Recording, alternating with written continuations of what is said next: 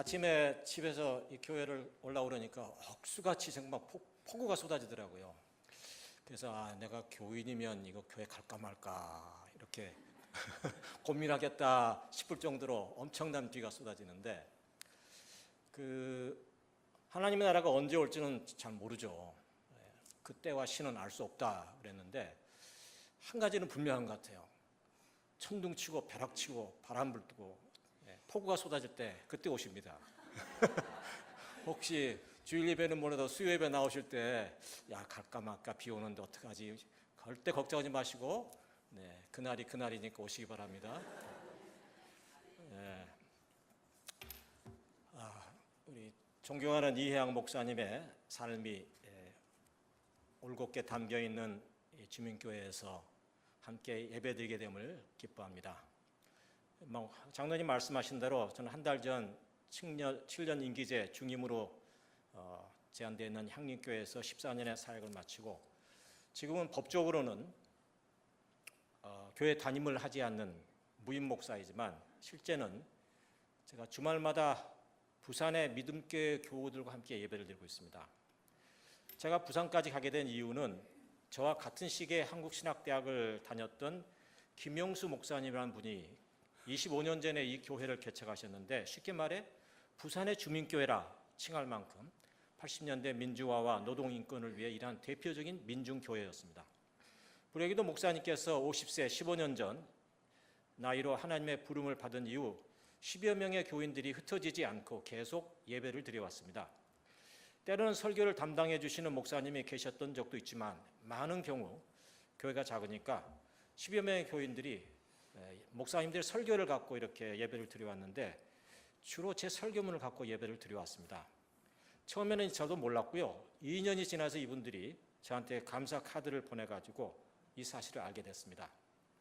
만난 적도 없는 분들이지만 제게 있어서는 향림교회 밖에 향림교우였던 것입니다. 그래서 제가 그분들과 지금 한 달째 함께 예배를 드리고 있습니다. 요즘 제4산업혁명이라는 말이 자주 쓰이고 있고 또 SNS를 통해서 예배를 드리는 디지털 교인들이 점점 많아지고 있는데 어떻게 보면 이런 범주에 속하는 새로운 교회 형태의 교회인들이라고 말할 수 있겠습니다. 주민교회와 향림교회는 70년대 이후에 민주화와 통일운동 역사에서 빼놓을 수 없는 교회입니다.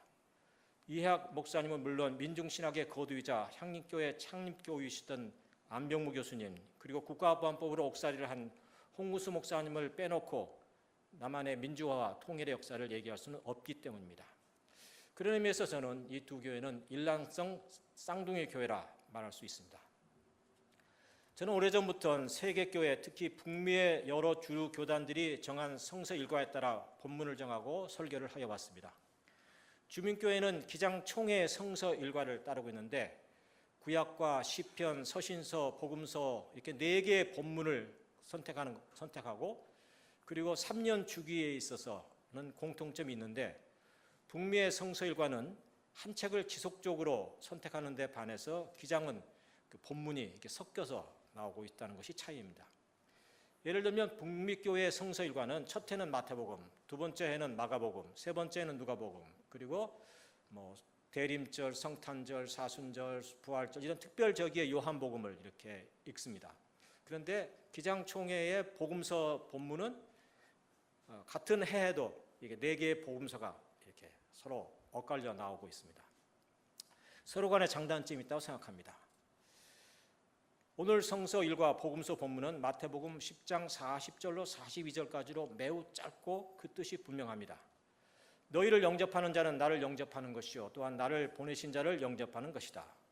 선지자 이름으로 선지자를 영접하는 자는 선지자의 상을, 의인의 이름으로 의인을 영접하는 자는 의인의 상을, 또 누구든지 제자 이름으로 작은 자 하나에게 냉수 한 그릇이다 주는 자 또한 상을 얻을 것이다. 예수의 이름이라는 단어 대신에 다른 곳에서는 별로 언급이 없는 선지자의 이름, 의인의 이름, 제자의 이름이라는 부분만 빼고 나면 달리 특별히 설명할 부분이 없는 아주 그 뜻이 명확한 말씀입니다. 근데 제가 이 명확한 말씀의 배경을 제대로 알기 위해서 앞부분 16절로 20절까지를 제가 첨가했습니다. 오늘 말씀은 스승 예수로 인해서 제자들이 박해를 받게 될 것이다라는 예언의 말씀으로, 이 말씀은 마가복음, 마태복음, 마가복음, 누가복음 세 복음서에 다 있는 아주 예수님의 말씀 중에 핵심적인 말씀입니다. 그런데 16절에 있는 말씀, 이제 내가 너희를 보냄이 양을 이리떼 가운데 보냄과 같다. 그러므로 너희는 뱀같이 지혜롭고 비둘기같이 순결하라 하는 이 구절만은 마태복음 본문에만 나오는 말씀입니다. 너희는 뱀같이 지혜롭고 비둘기같이 순결하라, 이 말씀 너무나 잘 알려진 말씀이죠. 그런데 그 의미가 정확히 무슨 뜻인지에 대해서는 잘 알려진 바가 없습니다. 저도 사실 잘 몰라요. 한두 번 언급한 적은 있지만, 그래서 저도 이 본문을 일부러 선택을 해가지고 한 주간 동안 또 나름대로 연구를 좀 해서 여러분과 함께 나누고자 하는 것이고, 그래서 제목에도 뱀과 비둘기의 숨은 뜻이라고 했습니다. 우리가 비둘기의 순결함에 대해서는 어느 정도 이해를 할 수 있습니다. 그러나 뱀의 지혜가 무엇인지에 대해서는 명확하게 머리에 다가오질 않습니다. 왜냐하면 우리가 매우 잘 아는 창세기 3장의 에덴 동산 이야기에 따르면 뱀은 아담과 하와를 유혹해서 죄에 빠뜨리고 결국은 그래서 에덴 동산으로부터 쫓겨남을 당하도록 하는, 말하자면 하나님과 적대하는 사탄의 대명사일 뿐더러 선악과 열매를 따먹은 죄로 말미암아 아담과 하와는 에덴 동산도 쫓겨나고 또 뱀 또한 저주를 받아서 하나님께서 저주의 명령을 내리시는데, 여인과 그리고 여인의 자손과 뱀은 서로 원수가 될 것이다. 꼭 뱀은 인간을 죽이는, 또 인간은 뱀을 보면 죽이는 그런 적대적 관계가 될 것이라고 하는 말씀을 하셨습니다. 그래서 우리는 뱀을 보기만 하면 헐값 놀라고 또 이렇게 무서워하기도 하고 그렇죠. 어떤 남자들은 좋아하기도 합니다. 왜 그런지 모르겠습니다. 그런데 하여간 여기서는 예수님께서 뱀을 너희들이 배워야 할 지혜의 상징 동물로 말씀하신 것이죠. 도대체 뭐가 뱀에게서 배워야 될 것인가? 뱀 얘기로 들어가기 전에 선악과 얘기 나왔으니까 한번 선악과의 나무 얘기를 해보십시다. 이 얘기는 교회를 다니지 않는 사람도 다 하는 얘기. 인간이 태어날 때부터 죄인으로 태어났다고 하는 이 원죄의 근거가 되는 말씀입니다. 근데 조금 더 이렇게 말씀을 조금 더 이렇게 묵상을 해보면 여러 가지 질문들이 생겨납니다. 예를 들면 정령 죽으리라 했는데 아담과 하와 죽지 않았습니다. 먹었지만. 물론 이것을 영적인 의미에서 죄 가운데 머물게 된다는 정죄 개념으로 이해할 수는 있습니다. 그런데 우리가 또 여기 이 부분에서 항의할 수 있는 부분이 있습니다. 아니 그 열매를 먹으면 죽을 것이니까 먹지 말라고 해놨으면 아예 처음부터 그 주위에 가까이 접근하지 못하도록 울타리를 쳐놓든가, 아니면 애당초부터 그런 건 거기다 두면 안 되죠. 우리가 견물생심이라고 보면 다 먹고 싶고 따먹고 싶은 게 이 인간의 마음인데, 하나님이 그거 다 알고 있으면서 말이에요. 그거 딱 심어 거기다 갖다 놓고 울타리에다 앉혀놓고 따먹으면 안 돼? 죽어? 이거 아담과 하와를 약 올리는 거 아니면 도대체 그게 무슨 이유가 되는 겁니까? 그래서 이제 어떤 분들이 신학적으로 그렇게 답하죠. 그건 하나님께서 인간의 자유의지를 시험하기 위해서 이렇게 하신 것이다. 우리가 로봇을 만들어 놓고 로봇이 이리 가라 저리 가라 해서 기분 좋아할 사람이 하나도 없죠. 그건 로봇이니까.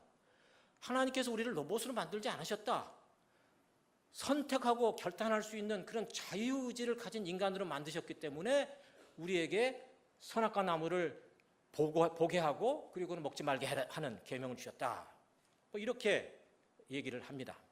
맞죠? 일부분 맞습니다. 그런데 이렇게 해서 이제 뱀의 유혹에 아담과 하와가 넘어간 거 아닙니까? 이제 아담은 하와가 좋다. 하와는 뭐라고 그래요? 뱀이 나를 유혹해. 뱀 하나님이 당신이 만들지 않았습니까? 그거 당신 책임입니다. 왜 만들었어요? 그 나쁜 놈. 이렇게 항의하는 거 아닙니까? 근데 이렇게 사실 하와가 항의를 하는데 그 일부분 타당한 얘기죠. 근데 이 질문 가운데, 이 항의 가운데 매우 참 답하기 어려운 신학적 질문이 생겨납니다. 아니 절대 선이신 창조주 여호와 하나님으로부터 어떻게 악한 뱀이 만들어질 수 있느냐? 세상에 악이 도대체 어디서부터 출발했냐? 악의 근원이 어디에 있느냐? 하나님이 모든 걸, 세상 모두를 만드셨는데, 그러면 하나님이 만들지 않는 악이 어디서 나왔단 말이냐? 그럼 하나님이 절대자가 아니란 말이냐? 아주 그 어려운 신학적 질문이 생겨납니다. 제가 이거 다 하려면 오늘 설교 시간 다 까먹어야 되니까, 이건 빼놓고 얘기하겠습니다. 그런데 선악과 나무 이야기 속에서 저는 이보다 더 중요한 질문이 하나 있습니다. 그건 도대체 선악을 알게 하는 열매, 무엇이 선이고 무엇이 악인지를 판단할 수 있는 선악의 열매를 도대체 왜 먹지 못하게 하는 거예요? 우리가 자녀들을 가르칠 때 뭘 가르칩니까? 야, 이건 좋은 것이고 이건 선한 것이고 이건 악한 것이고 이건 나쁜 것이니 이건 해도 되고 이건 안 해도 된다. 목사님들이 설교하는 대부분의 초점이 어디에 있어요? 여러분들이 교인이 세상에서 생활할 때의 삶 속에서 이것은 옳은 것이니까 이건 선한 일이니까 행하십시오. 하나님의 말씀대로 행하십시오. 이거는 뭐 하나님의 말씀과 어긋나는 것이니까 이건 하지 마십시오. 도덕적으로 윤리적으로 가르치지 않습니까? 이게 목사님 설교의 대부분의 중요한 관점 아닙니까? 그런데 그것을 알게 하는 선악과의 열매를 따먹으면 안 된다? 모순이죠. 네? 선과 악을 알아야 제대로 사람됨이 되는 거 아닙니까? 여러분 어떻게 생각하세요? 저는 잘 모르는데 여러분 좀 답 좀 해주세요.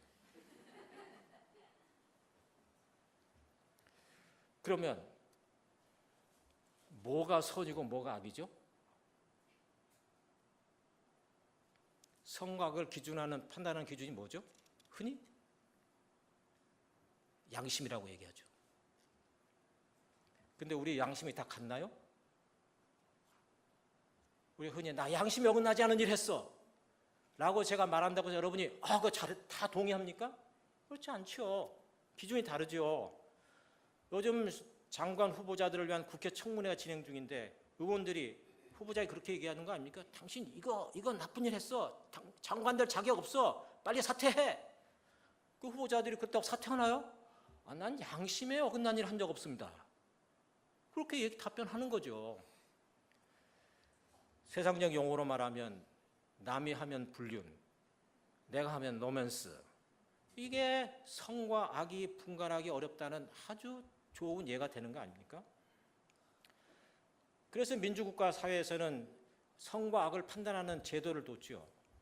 법원, 판사를 뒀습니다. 근데 판사들도 개인에 따라서 또 정권에 따라서 잣대가 달라지니까 이것도 완전한 제도는 아닙니다만 하여간 민주사회에서 선악의 구별은 1차적으로 개인이 그리고 2차적으로 법원이 판단합니다. 근데 이런 법 제도가 생긴 역사는 그리 인간 역사에서 그리 오래지 않습니다. 그러면 수천 년 전 고대 군주 사회에서, 군주 국가 시대에서 선과 악을 판단하는 기준은 최종의 주체는 뭐였을까요? 왕, 군주였습니다. 통치자였습니다.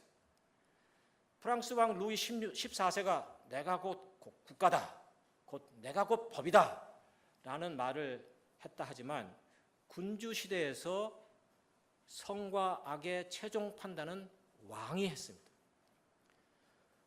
우리나라도 바로 엊그제까지 자신이 곧 국가요, 법으로 착각한 여왕이 있었죠. 그런데 알고 보니까 그 사람 또한 허수아비요, 실체는 또 다른 여인이 뒤에 숨어 있어가지고 수렴 청정제가 진행되고 있어가지고 우리 국민들의 허탈감이 너무 심했지 않습니까? 그래서 그냥 세계가 놀라는 민주주의 꽃이라고 할 수 있는 민중혁명, 곧 촛불혁명이 일어났었습니다. 성서 해석에 있어서 가장 중요한 관점은 역사 비평입니다. 성서의 말씀이 어느 시대에 쓰여진 글인가라는 것을 아는 것이 성서를 말씀을 이해하는 데서 가장 중요합니다. 목사가 되기 위해서 우리가 신학교에서 이런 걸 배우는 거죠. 여러분 창세기의 창조 이야기가 하나입니까? 두 개입니까? 잘 몰라요? 집에 가서 읽어보세요. 창세기 1장과 2장이 다릅니다. 뭐가 달라요? 사람이 만들어지는 게 창세기 1장에서는 맨 마지막에 만들어집니다. 그런데 창세기 2장을 읽어보시면, 에덴 동산 이야기에서 읽어보면 모든 동식물 이런 거 만들어지기 전에 먼저 아담이 만들어지는 겁니다. 그리고 히브리 원어 성서를 보면요, 사실은 신의 이름도 달라요.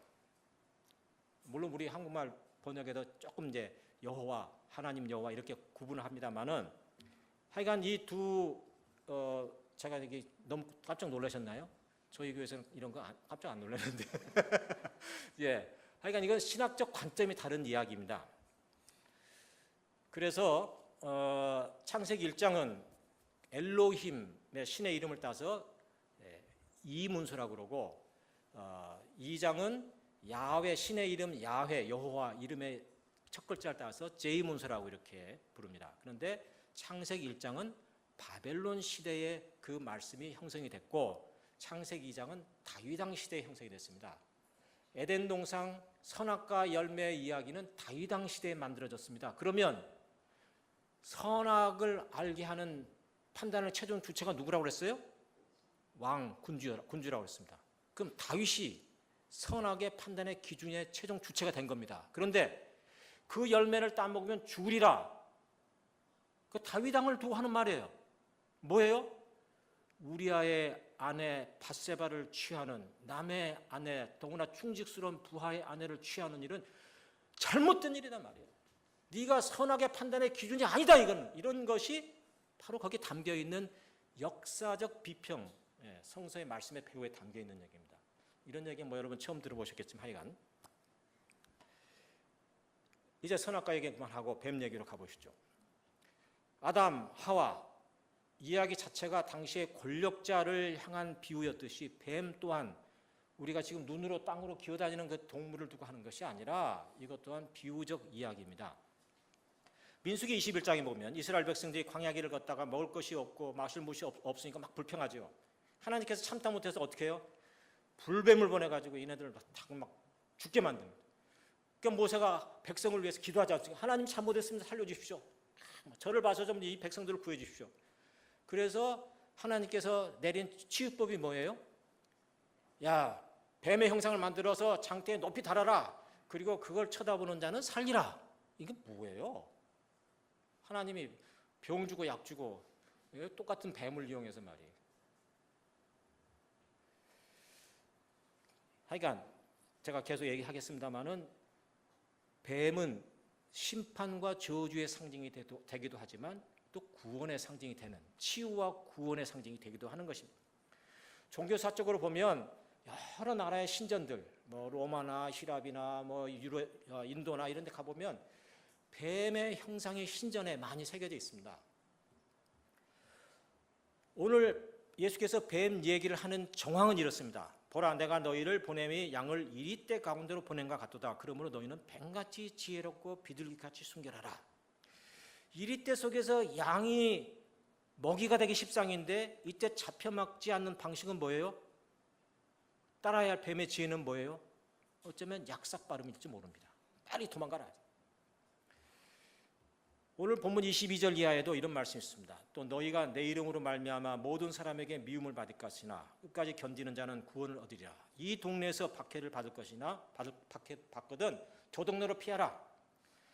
박해가 왔을 때 피하라는 지혜로 예수께서 뱀을 언급하셨다고 해석할 수 있습니다. 맞는 듯한데 선뜻 동의가 안 되죠. 왜냐하면 우리가 군사 독재 조건 아래서 이해학 목사님이나 안병무 교수님이나 홍구수 목사님께서 뭐 피할 만한 지혜가 없어서 감옥에 가셨나요? 예수님도 그랬죠. 사람들이 와가지고 저 헤롯이 당신을 죽이려고 하니까 빨리 이곳을 피해서 가십시오. 도망가십시오. 라고 얘기했을 때 예수께서 피하셨어요? 피하지 않으셨어요? 피하지 않으셨습니다. 오히려 이렇게 말씀하셨습니다. 너희는 가서 저 여우에게 헤롯 저 여우에게 이르되 오늘과 내일은 내가 귀신을 쫓아내며 병을 고치다가 제3일에는 완전히 이르리라. 오늘과 내일과 모레는 내가 갈 길을 가야 하리니 선지자가 예루살렘 밖에서는 죽는 법이 없느니라. 그렇게 하시고 나서 피하라는 경고를 피하지 않으시고 그대로 예루살렘으로 올라가셔서 그때 종교, 정치, 권력 모든 것의 핵심이었던 예루살렘 성전에 들어가서 채찍을 들어 그것을 모두 숙청하신 다음에 그로 인해서 체포당하시고 십자가에 처형당하신 거 아닙니까? 그리고 뱀의 지혜를 따라 살라고 명을 받았던 예수님의 제자들 또한 거의 대부분이 순교를 당했습니다. 피할 줄 몰라서 순교를 당했습니까? 따라서 뱀의 지혜를 피하는 것만으로 이 해석하는 것은 매우 맞지 않다, 이렇게 저는 보는 것입니다. 아까 제가 그런 언급을 드렸습니다마는 광야에서 장대에 달린 노뱀의 형상을 보는 자는 살았습니다. 고대 시대는 종교적으로 뱀이 치유와 구원의 상징이 된다고 했습니다. 여러분 여기 군의관 출신이 있으신가요? 군의관? 혹시 군의관 견장 왼쪽에는 계급장이 달려 있습니다. 뭐 중위, 대위. 오른쪽에 어떤 그림이 달려 있는지 여러분 아시는 분 계세요? 네. 지팡이가 이렇게 있으면 그 지팡이를 두 마리의 뱀이 타고 올라가는 모습을 달고 있습니다. 왜 어디서 이런 걸 했을까요? 이건 이제 그리스 시대의 의사였던 아스클레피오스의 지팡이를 상징하는데 여기서 뱀은 치유와 소생을 의미합니다. 왜 뱀이 치유와 소생의 상징이 되었을까요? 뱀의 특징이 있습니다. 다른 동물에서는 찾아볼 수 없는. 뱀은 허물벗기를 합니다. 뱀은 허물을 못 벗으면 죽습니다. 왜냐하면 안에 몸은 자라는데 겉에 비늘은 딱딱한 비늘은 자라지 않기 때문이에요. 그렇기 때문에 1년에 두세 번씩 허물을 벗습니다. 성장이 빠른 뱀은 더 자주 이 뱀 허물 벗기를 하게 되는 것입니다. 그래서 영적인 의미에서 뱀은 옛것을 벗어버리고 새롭게 거듭나는 지혜로운 어떤 거듭남의 상징 동물이 되었습니다. 그러면 예수님께서 이 뱀의 허물 벗기를 왜 박해와 관련하여 우리가 배워야 할 지혜라고 말씀하시는 것인가? 그것은 우리의 참 생명은 영혼 속에 있는 것이지 이 세상 것들 속에 있지 않다는 것을 뱀을 통해서 배우라는 것이에요. 겉으로 있는 이 세상적인 삶은 허물과 같은 것이다. 그거 사라지는 것이다. 진정 중요한 것은 그 안에 있는 몸, 우리 인간의 몸으로 말하면 영혼, 영적인 것, 영원한 것, 그것이 중요한 것이다 라는 것을 배우라는 말씀이죠. 28절 말씀을 읽으면 더 뜻이 분명해지는데요. 몸은 죽여도 영혼은 능히 죽이지 못하는 자들을 두려워하지 말고 오직 몸과 영혼을 능히 지옥에 멸하실 수 있는 일을 두려워하라. 뱀의 지혜란 분명코 예수를 따르는 사람들에게 박해가 올 것인데 그때 거기에 굴하지도 말고 두려워하지 말라. 그리고 그들 앞에서 무슨 말을 할 것인지도 걱정하지 말라. 성령께서 다 할 말을 알려주실 것이다. 하찮은 참새도 하나님이 지키시는데 하물며 너희일까 보냐. 누구든지 사람 앞에서 나를 시인하면 나도 하늘에 계신 너희 아버지 앞에 시인할 것이고 부인하면 나도 부인할 것이다. 이게 오늘 읽지 않은 본문 말씀 속에 다 들어가 있는 것입니다. 허물 벗기를 하는 뱀을 보듯이 옛것은 사라지는 것이니 너희들 박해 속에서 단호하게 결단하라 하는 말씀인 것입니다. 이 관점에서 곧 박해와 관련하여 비둘기의 순결성이 무엇인지 또 잠시 생각해 보겠습니다. 흔히 비둘기를 뭐의 상징이라고 말하죠? 평화의 상징. 왜요? 평화로우니까? 안 싸우나요? 비둘기의 특징이 뭐가 있습니까? 순하다. 어떻게 아세요? 순한. 보셨어요? 길러보셨어요? 순하기 순합니다. 순하다는 말은 자기들도 싸우지 않겠어요? 근데 비둘기는 자기들끼리 싸우더라도 싸울 무기가 없습니다. 무슨 부리가 날카로운 것도 아니고 독수리 마냥 무슨 발톱이 날카로운 것도 아니에요. 그냥 그 자신들 생긴 게 몸은 둔하죠. 네? 그냥 그렇게 생겼습니다. 그러니까 자신들이 스스로 보호하기 위해서 어떻게 살아요? 집단으로 삽니다. 같이 살아요. 같이 모여 사는 거예요. 또 집단으로 살지만 동시에 어떻게 해요? 맹금류의 습격으로 또 피하기 위해서 인간과 가까이 삽니다.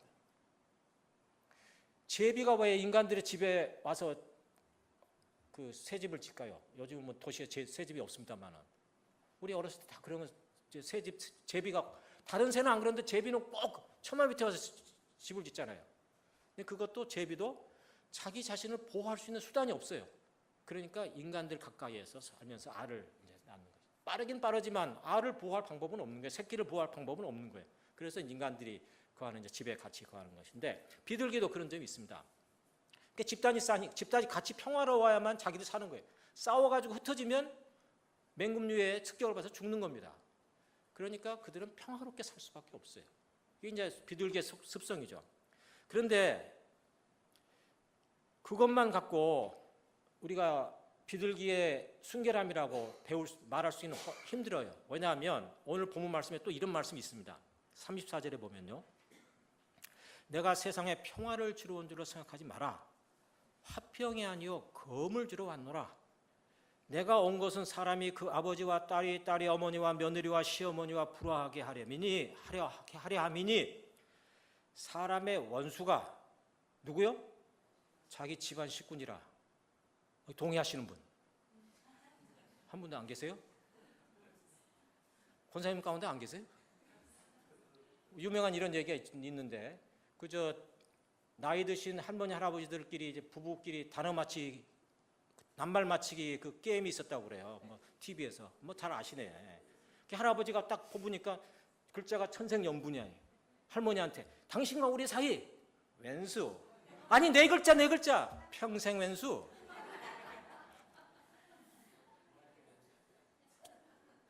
자기 집안 식구가 원순이라 동의하시죠?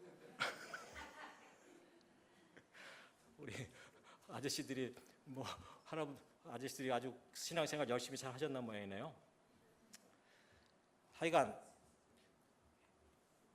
율법의 1.1획도 틀림이 없다고 그랬는데 천지가 없어지더라도 이 말씀은 사라지지 않을 것이라고 했는데 자기 집안 식구가 자기 원순이라 이거 어떻게 해석해야 되죠? 그냥 빼버려요? 이거는 나하고 안 맞아 지나쳐버려요? 이럴 때 예수님 같으면 어떻게 답변하셨을까요? 귀 있는 자는 들을지어다. 네. 근데 이제 비둘기에 있어서 집단 거주 습성보다 더 중요한 습성이 있는데 뭐죠? 귀소 본능입니다. 귀소 본능. 비둘기는 수천 킬로미터 떨어진 곳에서도 자기 집으로 찾아가는 본능이 있습니다. 과학자들이 이게 지구의 자기장을 이용한다는 그런 학설도 있고 아니면 주변 환경을 이렇게 다 자연 환경을 머릿속 기억했다 그걸 따라서 찾아간다는 학설도 있습니다. 찾아보니까 다 옳더라고요. 하여간 그래서 이 귀소 본능이 있기 때문에 예전에는 고대 시대에는 오늘의 전화를 대신하는 통신 수단으로 사용을 했죠. 여러분 예수께서 세례 받으실 때 어떤 일이 있었어요? 하늘에서 비둘기가 내려왔습니까? 제가 오늘 비둘기 이게 상징이 숨었네. 비둘기인데 비둘기가 내려왔어요? 뭐가 내려왔습니까? 성령이 내려왔는데 뭐라고 기록되어 있어요? 비둘기 같은 성령이. 그때 비둘기 같다는 의미는 무엇일까요?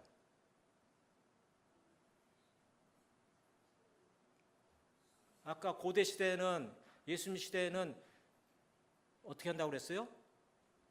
비둘기를 이용해서 통신을 했다고 그랬죠. 군대에서 상관이 하급 부대에 명령을 내릴 때 빨리 하는 방식은 말 타는 것보다 비둘기 다리에다 끈을 묶어가지고 빨리 보내면 확 날아갑니다. 그러면 이제 그걸 받아서 하는 거예요. 비둘기 같은 성령이란 하늘의 하나님의 명령이 직접 예수님께 내렸다는 말입니다. 세례받을 때. 그런 의미의 비둘기입니다. 이게 귀소 본능의 이제 습관을 이용한 것이죠. 결론으로 가겠습니다. 제가 오늘 본문의 말씀을 임으로 선택하지 않고 성서 일과에 따랐습니다.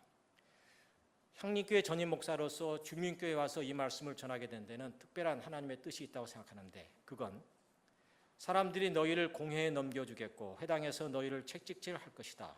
너희가 나로 말미암아 총독들과 임금들 앞에 끌려갈 것이다. 이는 권세 잡은 자들과 이방인들에게 증거가 되게 하려 하심이라고 기록되어 있습니다. 고문당하고 감옥에 갇히는 것이 예수를 따르는 제자의 증거가 된다는 것입니다. 민주화의 과정 속에서 수많은 사람들이 옥에 갇히고 죽임을 당했습니다. 주민교회, 향림교회, 한빛교회, 고백교회들은 이 점에 있어서 남한교회를 대표하는 교회들입니다. 오늘 예레미야 본문 보면 참 예언자인 예레미야는 사람들로부터 미움을 받고 정치, 종교 권력자들로부터 박해를 받고 거짓 예언자, 금방 바벨론을 포로 갔던 자들이 2년 만에 돌아올 것이다 걱정하지 마라 라고 거짓을 선포한 하나냐는 예언자는 백성들로부터 칭송을 받습니다. 아, 그러면 그렇지 우리 하나님이. 근데 예레미야는 그렇게 그런 예언이 내려온 게 아니죠. 실제로 60년이 지나서 포로에서 돌아왔던 것이고. 지난주 제 사촌 여동생을 만났습니다. 강남의 유명한 초대형 교회 권사님인데 어머님 때로부터 믿음이 아주 돈독한 분입니다. 이전에도 만나면 은근히 제가 사회 문제에 너무 관심하는 것이 비복음적인 것이냐 이렇게 은근히 저한테 말하곤 했습니다. 근데 이번에 만났더니 뭐라고 하는 거 아니, 목사님 말씀을 예수님 말씀으로 믿고 새벽 기도를 포함해 모든 집회에 빠짐없이 참석하고 돈 내라면 돈 내고 시간 내라면 시간 내고 평생을 그렇게 살아왔는데 내가 제대로 믿고 있는지 의심이 간다. 강단에서는 그렇듯하게 설교한 목사가 실제 삶에서 보여준 여러 잘못된 행위를 보니까 이제는 교회 나가기도 싫고 목사 얼굴 쳐다보기도 싫다. 저한테 그러는 거예요. 그래서 제가 목사 얼굴 보지 말고 예수님 얼굴 보고 하라고 그랬지만 또 보이는 게 예수님 목사 얼굴인데 어떻게 하겠어요. 사실 지금 많은 우리 남한의 대형 교회들이 세습 문제, 재정 문제, 그리고 여성 스캔들로 인해서 막 비판을 받고 있습니다. 이제는 젊은이들이 교회를 향해서 개독교니 목사니 평신도니 욕 더 이상 안 해요. 왜? 포기했어요. 교회? 너희 갈 대로 가. 지금 교회 가면 그런 대형 교회 가면 평균 연령이 65세 이상입니다. 40년 전 제가 농촌교회 가서 이렇게 반사로 일할 때요. 가서 봉사활동할 때 가면 어른들은 교회 서너 명밖에 없어요. 애들은 바글바글 100명, 200명 바글바글하면 여름 성경학교 하면 애들 바글바글해. 어른들은 하나도 없어도. 그거 40년 전에 봤습니다. 그러면 40년 후에 한국교회가 어떻게 될지 저는 알았죠. 이렇게 많은 아이들이 어디 가겠어요? 크면 다 자라면 교회 가죠. 지금 교회 가면 대형교회 가보세요. 어른들, 할머니, 할아버지들 바글바글 합니다. 젊은이들 있어요? 없어요. 어린이학교 가보세요. 있어요? 주요 교단, 서울로의 주요 교단, 기장은 말할 것도 없고 통합적, 합동적 주요 교단 반이 주일학교 없습니다. 아이들 안 가려고 그래요. 더 재밌는 거 많이 있는데. 부모 따라서 억지로 가다가 조금만 머리 자라고 중고등학생 되면 안 가요. 왜냐하면 교회가 그들에 맞춰서 변화하지 않기 때문이에요. 그러니까 30년, 40년 후에 오늘 남한교회가 어떻게 될 거라고 하는 건 뻔한 일입니다. 얼마 전 독일에서 지금 여러분이 보시는 두꺼운 책이 3주 전에 저희 향립교회로 배달이 왔습니다. 한국에 아마 이건 내가 보기에는 지금 갖고 있는 교회가 5개밖에 안 될 거라고 생각을 해요. The Luther Effect, 루터의 영향. 올해가 무슨 해죠? 루터의 개혁 500주년을 맞아요. 1517년 10월 31일 날 루터가 교황에 대항해서 95개의 신학적 명제를 비텐버르크 교회 당 앞에다 붙이고 항거하기 시작했고, 그래서 그로 인해서 교회가 개혁하고 사회가 바뀌고 막 유럽이 뒤집어졌지 않습니까? 농민전쟁이 일어나고. 이 책은 독일의 종교성이, 독일은 이제 기독교를 담당하는 장관이 따로 있습니다. 종교성이 올해 루터의 개혁 500주년을 맞아서 세계 개신교 역사를 정리한 책입니다. 근데 세계 개신교의 200개 나라를 다 일일이 말할 수 없잖아요. 그래서 특별히 대륙별로 4개 나라를 선택을 했습니다.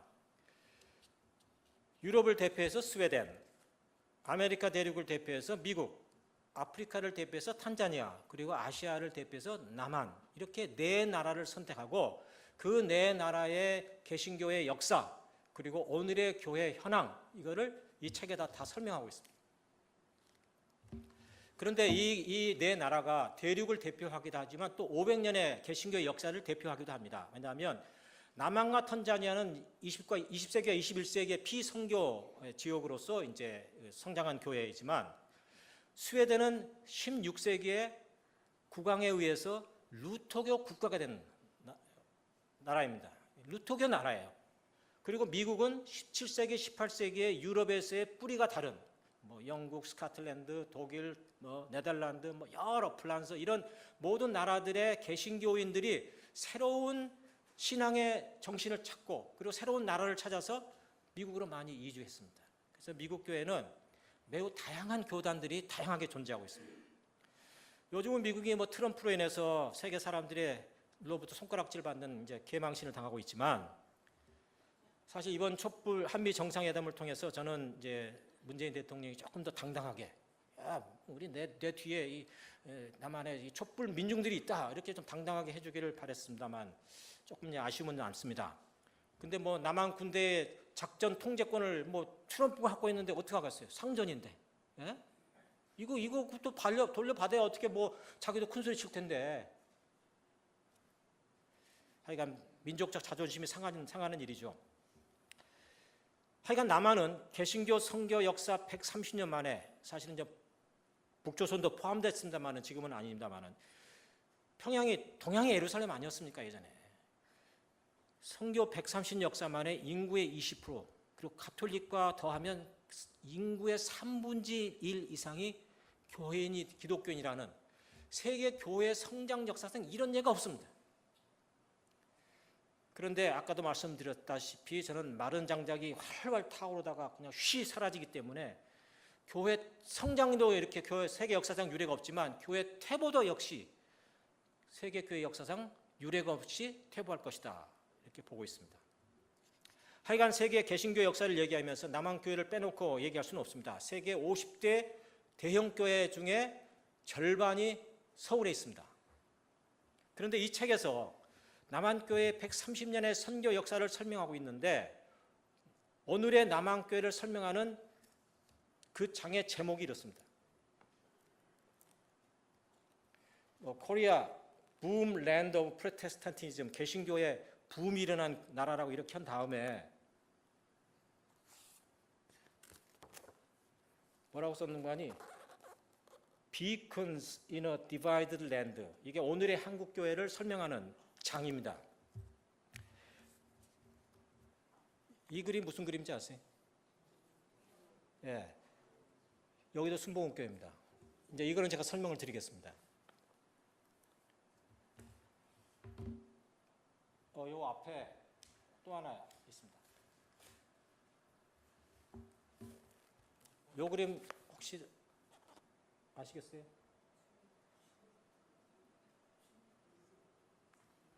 향림교회입니다. 이 지금 한국의 개신교의 역사를 딱 정리해서 오늘의 한국교회를 설명하는데요. 여러분 나중에 뭐 시간 있으면 보세요. 딱 두 교회만 얘기합니다.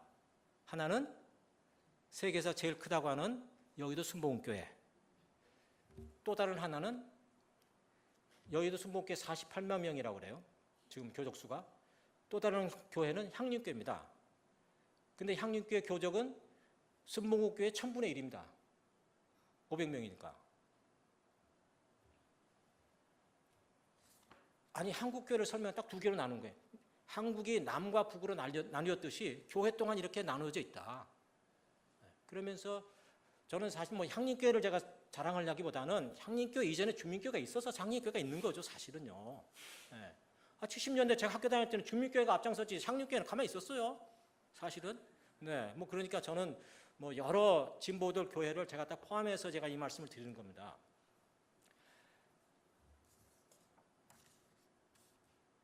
향림교회 세상 힘으로 보면 약합니다. 주민교회 숫자로 보면 약합니다. 그러나 우리는 강합니다. 왜냐하면 예수의 정신을 따라서 세상을 거슬러 올라가는 저항의 복음 정신으로 살아가고 있기 때문입니다. 물론 우리가 다 그렇게 살고 있지는 않지만 그래도 교회 전통이 그렇다는 얘기입니다. 지금 베를린의 역사 박물관에 가면 이 네 개 나라의 개신교의 역사를 보여주는 전시물이 게시되어 있습니다. 지난 5월부터 올해 11월까지 6개월간 전시됩니다.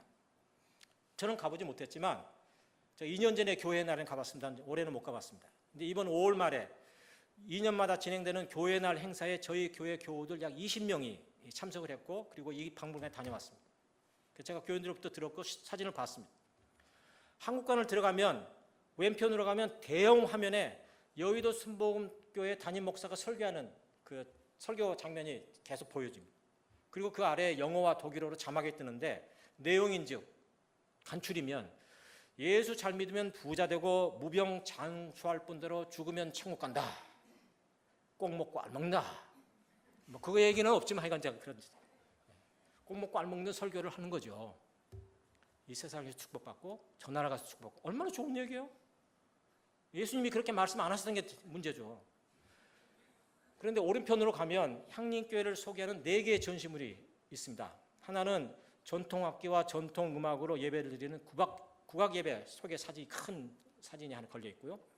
두 번째는 아까 보여드린 우리 그 향림교회 지금 외벽에 걸려져 있는 3개의 현수막이 있는데요. 한 개의 현수막은 1991년도부터 걸어져 있는 현수막입니다. 그 내용이 뭐예요? 국가보안법 철폐하라. 남한 어느 나라에도 어느 곳에도 유일한 곳입니다. 91년부터 걸어져 있습니다. 그 다음에 또 하나 걸어져 있는 것이 이제 정의를 심어 평화의 열매를라는 야고보서 말씀이 있고, 그 다음에 또 한쪽에 정령협정을 평화협정으로 이제 3개의 현수막이 걸어져 있습니다. 한 10년 전부터 그거 다 걸어져 있었는 건데요. 이 담당 전시관이 독일 담당 전시관이 그걸 들어다가 저게 뭐냐 설명을 해줬어요. 저거 좀 줄 수 없냐? 그래 가져가라고 그랬어요. 그래서 그걸 떼가고 우리가 새로 똑같은 걸 갖다 붙였습니다. 그러고 나서 제 방에 들어왔어요. 제 방에 들어오니까 아까 본 이게 벽에 걸어져 있었습니다. 이게 뭔가 아니고 보시면 홍구수 목사님 사진이 있고요. 뭐 그린 거지만 거기에 오랏줄로 묶여있는 홍구수 목사님 사진이 있고, 그 다음에 거기 보면 통일 목사 홍구수 만세, 그 다음에 이 보라색 천에 수백 명의 교인들이 석방 서명하는 그걸 서명을 한 겁니다. 기도문이 적혀져 있는 거예요. 이게 크기가 한 이만한 건데 그거 걸어져 있는데 그거 뭐냐 그래서 이게 설명했더니 그것도 달라. 그거 가져갔어요. 그다음에 또 벽에 뭐가 제 사무실에 또 뭐가 있었는가 하니 십자가가 세워져 있었습니다. 그 십자가는 제가 2008년도부터 8.15 평화통일 주일 예배 때 했던 십자가입니다. 두꺼운 종이로 크기는 가로 1m, 1m 50, 그리고 세로 1m, 폭은 약 20cm 크기인데 이 가로판에는 조선민주주의인민공화국, 세로판에는 대한민국이라고 이렇게 써 있고 십자가 가운데에 한반도 그림이 붙어 있습니다.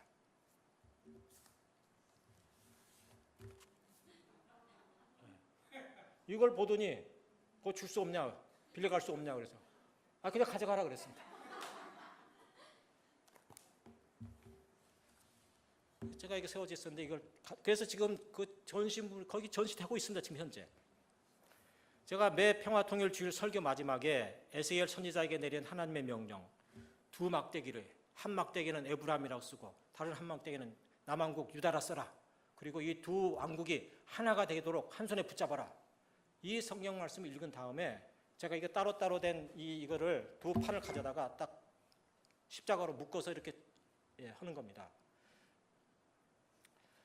혹 11월 안에 베를린을 가시는 분 계시면 꼭 이 역사박물관 한번 둘러보시기를 바랍니다. 우리가 인생을 성공적으로 살려면 넓고 크게 보아야 합니다. 지금 당장 성공할 것 같아도 죽을 때 후회하는 사람이 얼마나 많이 있습니까? 교회 또한 마찬가지입니다. 지금 당장이 아닌 영혼의 시각에서 바라보아야 되는 것이고, 그리고 하나님의 눈에서 바라보아야 하는 것이죠. 우리가 믿는 여호와 하나님께서는 세상 모든 사람들 모두가 다 예수를 믿는 사람이 되기를 원하실까요? 불교 신자도 모슬렘 신자도 다 교회에 출석하는 그런 기독교 신자가 되기를 원하실까요? 어렵죠. 지금까지도 인류 역사상 신의 이름이 다르다고 종교가 다르다고 해서 수많은 전쟁이 있어 왔습니다. 우리가 믿는 하나님께서 그런 또 다른 종교 전쟁이 계속되기를 원하실까요? 지금 모슬렘 신앙인들이 중동에서 미국과 유럽의 폭격에 저항해서 유럽 곳곳에서 테러가 계속되고 있습니다. 매일같이 테러가 계속되고 있어요. 트럼프는 엊그제 중동 이슬람 국가 6개 나라의 여행을 금지시켰습니다. 제한했습니다. 신의 이름이 다르다는 이유로 우리가 계속 다투고 서로 미워하면서 살아가기를 원하실까요? 아니면 신의 이름은 달라도 우리 모두가 하나의 가족처럼 평화롭게 살기를 원하실까요?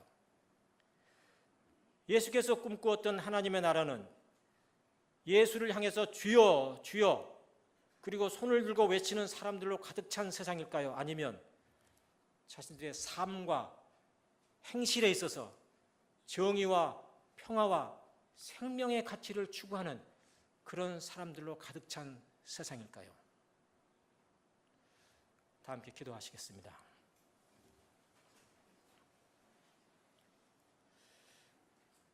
의를 위하여 박해를 받은 자는 복이 있나니 천국이 그의 것입니다.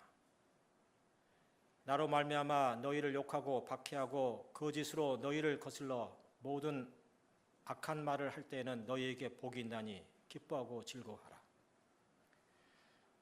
너희는 세상의 소금이니 만일 그 맛을 잃으면 무엇으로 짜게 하리요? 후에는 아무 쓸데없어 다만 밖에 버려져 사람에게 밟힐 뿐이니라. 이같이 너희 빛이 사람 앞에 비치게 하여 그들로 너희 착한 행실을 보고 하느님께 영광을 돌리게 하여라. 이 모든 말씀 예수님의 이름으로 기도합니다.